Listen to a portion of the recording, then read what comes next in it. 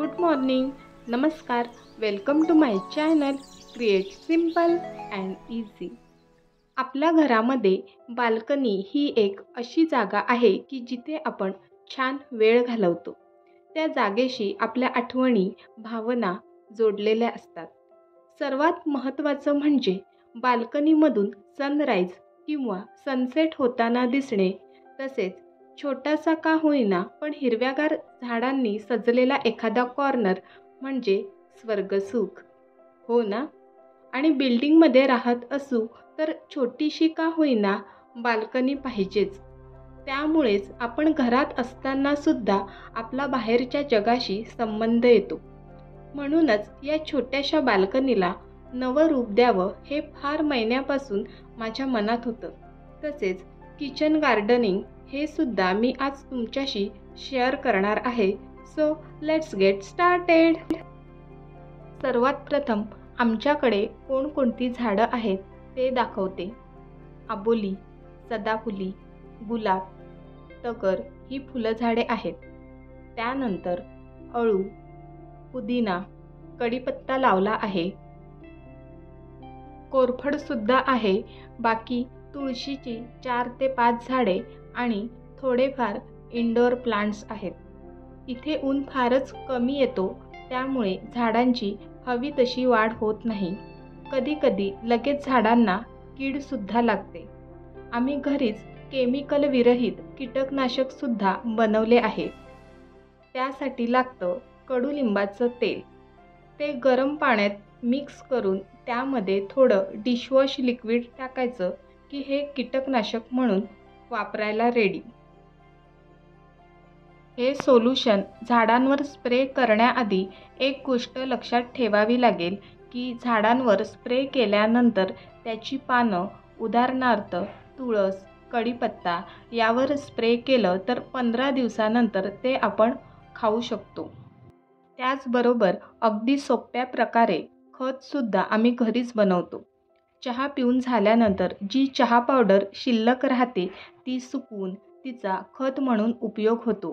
ही चहा पावडर जर गुलाबाच्या झाडांना खत म्हणून टाकली तर भरपूर प्रमाणात गुलाबाची फुलं येतात आणि हा आमचा पर्सनल अनुभव आहे. आणि इतर झाडांना सुद्धा ती टाकू शकतो.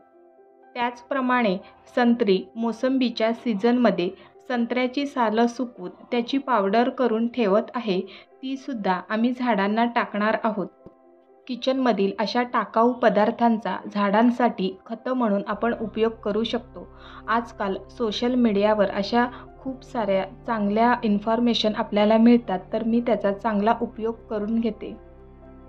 ऑनस्क्रीन फक्त मी दिसत असली तरी आम्ही सगळीच जणं झाडांची काळजी घेतो. मम्मी झाडांना पाणी घालतात. मिस्टरांचं काम आहे की 1 ते 2 आठवड्यांनी झाडांना खतं घालणे, त्याची देखरेख करणे. खूप वाढली असतील तर ती कापणे. आणि मी घरगुती खत बनवते, फांद्या प्रोपोगेट करते आणि मला किचन गार्डनिंग करायला आवडतं. अशी बारीक सारीक मी कामं करते. यामुळे आपल्या घरातील लहान मुलांनासुद्धा झाडांचं महत्त्व कळतं. त्यांनासुद्धा आवड निर्माण होते.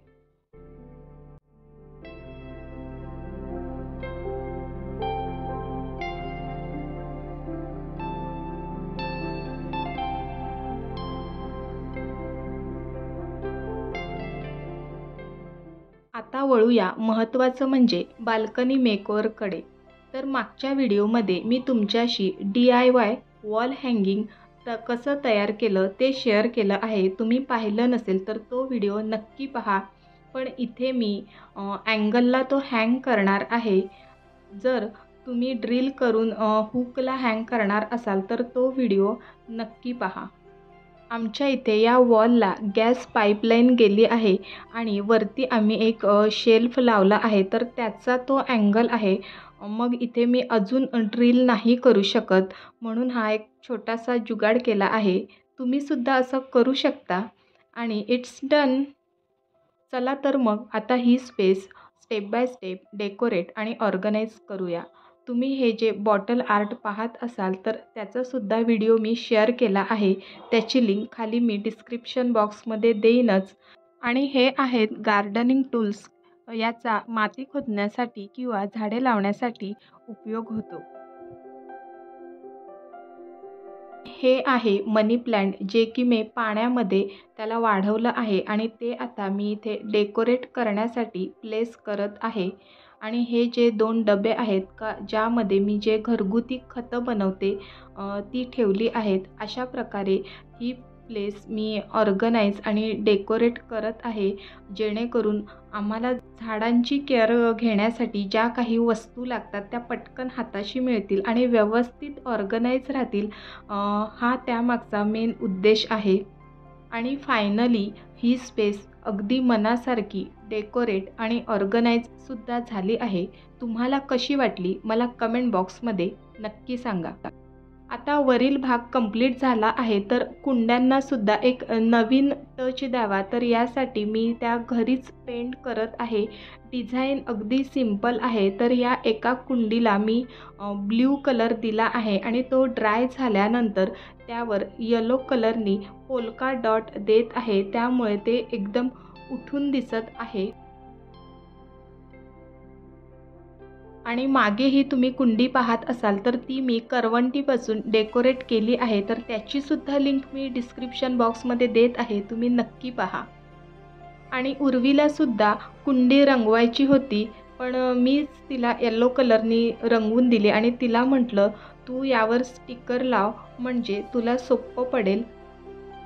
कसं आहे ना, आपण ज्या ज्या गोष्टी करतो तेच लहान मुलांनासुद्धा करायचं असतं. म्हणूनच आपण जर मोबाईल किंवा डिजिटल लाईफपासनं थोडं दूर राहून जर वेगवेगळ्या ॲक्टिव्हिटी करत राहिलो, तर लहान मुलांनासुद्धा त्याची आवड निर्माण होते.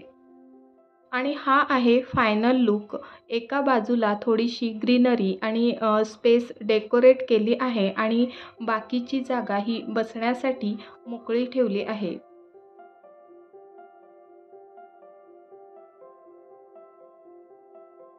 सध्या मला मोठ्या प्रमाणात किचन गार्डनिंग करावी असं वाटतं, पण जागेअभावी जेवढं जमेल तेवढं करण्याचा प्रयत्न करते.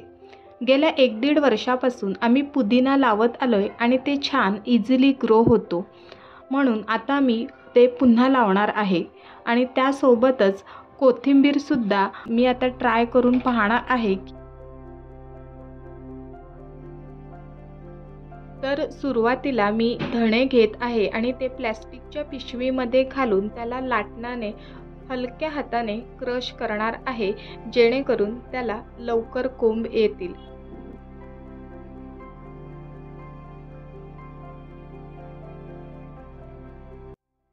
आणि मार्केटमधून पुदिन्याची जुडी आणली होती, तर त्याच्या काही फांद्या मी पाण्यामध्ये ग्रो करायला ठेवल्या होत्या. आता धणे पेरण्यासाठी मी एक साधा प्लास्टिकचा डबा घेतला आहे आणि त्याला खालच्या बाजूने स्क्रूड्रायव्हरच्या हेल्पने मी होल करत आहे, जेणेकरून जर एक्स्ट्रा पाणी झालं तर ते त्यातनं ड्रेन होईल.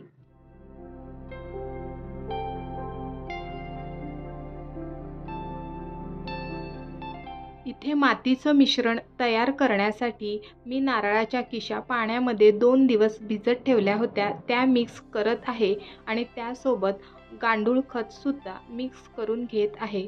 आम्ही हे पहिल्यांदाच गांडूळ खत विकत घेतलं आहे आणि कोथिंबीर चांगल्या प्रकारे यावी यासाठी मी त्याचा उपयोग केला आहे.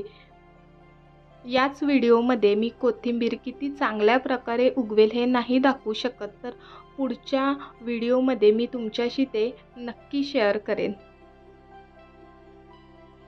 आणि दुसऱ्या बाजूला पुदिनासुद्धा लावून घेत आहे. याआधीसुद्धा मी 2-3 फांद्या लावल्या होत्या, त्या चांगल्या जगल्या आणि आतासुद्धा मी एक फांदी लावत आहे. तर इथे मी जे घरी खतं बनवलेत तेच टाकत आहे आणि त्यानंतर मी मातीमध्ये पुदिना लावून घेणार आहे.